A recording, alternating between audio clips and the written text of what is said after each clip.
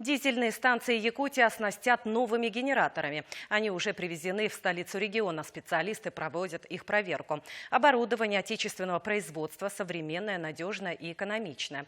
Техническое перевооружение идет строго по плану, несмотря на пандемию коронавируса. Дмитрий Макаров расскажет подробнее. В производственном цеху энергетиков сегодня важный день. Они принимают очередную партию дизель-генераторов. Для начала необходимо проверить комплектацию, затем произвести пробный запуск.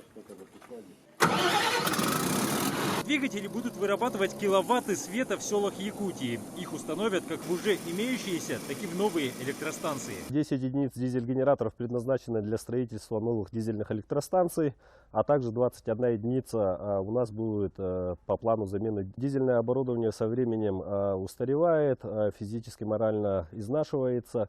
И, соответственно, планомерно Сахаэнерго выполняет обновление парка дизельного оборудования.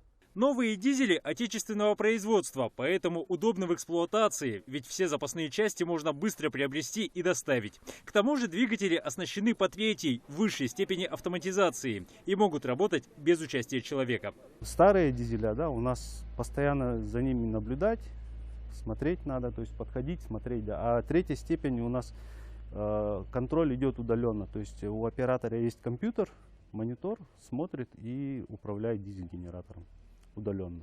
В зону ответственности Сахаэнерго входит почти 2/3 региона. Это 143 населенных пункта, и практически все они относятся к числу труднодоступных.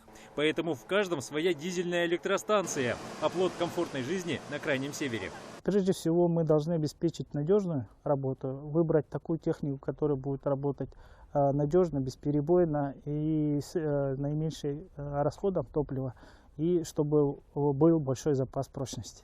Программу по замене устаревающего оборудования энергетики называют ключевым моментом в процессе снабжения якутян надежными киловаттами. Именно поэтому работы идут строго по плану, несмотря на коррективы, внесенные пандемией. Уже этим летом часть дизель-генераторов отправится по реке в арктическую навигацию до пунктов назначения. Оставшиеся дождутся, пока не встанут автозимники, после чего их увезут на машинах.